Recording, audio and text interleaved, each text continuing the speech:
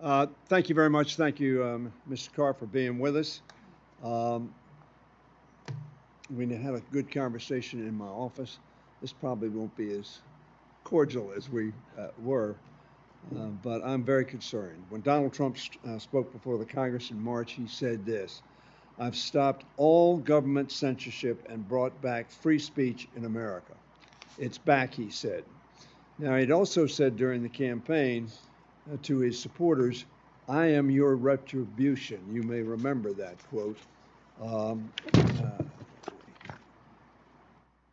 That rang in my ears and gave me great concern. The FCC's actions the past few months make it clear just how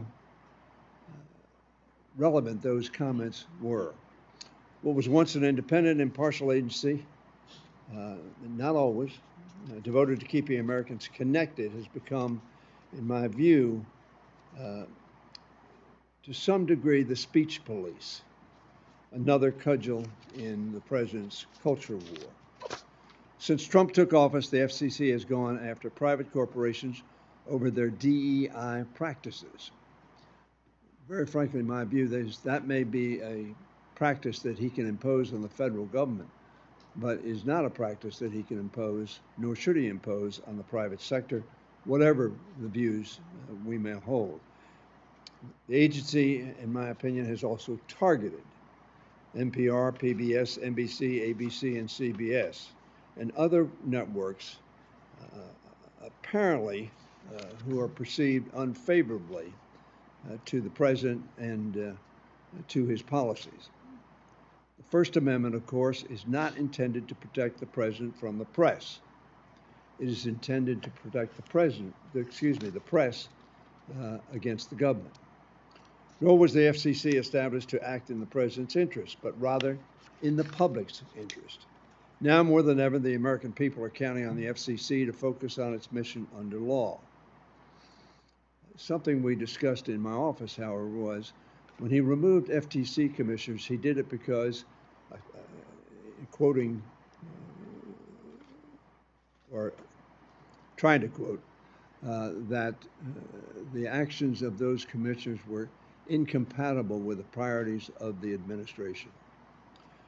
Communications technologies that fall under the FCC's purview are fundamental to everything in modern life. They shape our commerce, our education, our national security, our healthcare, and our elections. In an increasingly digital world, the FCC needs to ensure that we don't leave that behind.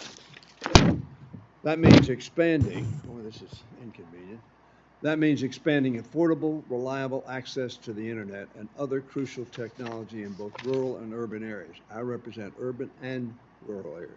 We made a lot of progress toward closing the digital divide when the Affordable Connectivity Program, funded by the Bipartisan Infrastructure Law, legislation I was proud to put on the floor as Majority Leader. I heard directly from my constituents, Republicans and Democrats, and Republican officials. I live in a county with 5 Republican county commissioners.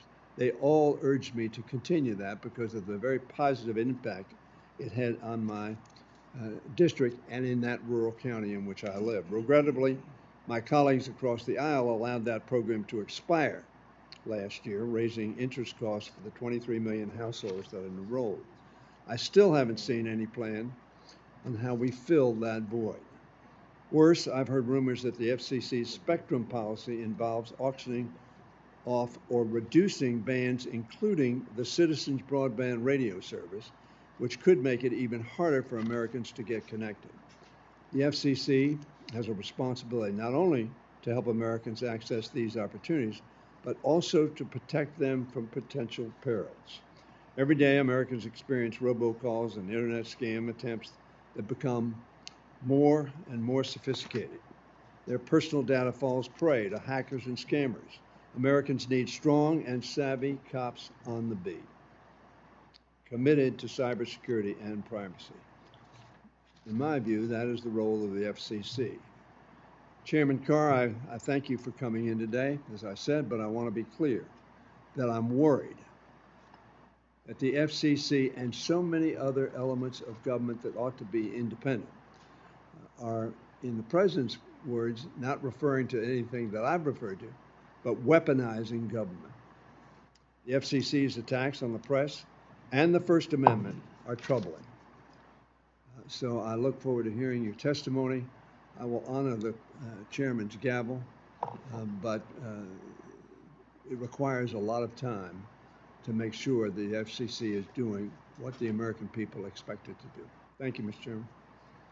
Thank you, Mr. Hoyer. Today we welcome the testimony of the Honorable Brendan Carr, Chairman of the Federal Communications Commission. Chairman Carr, with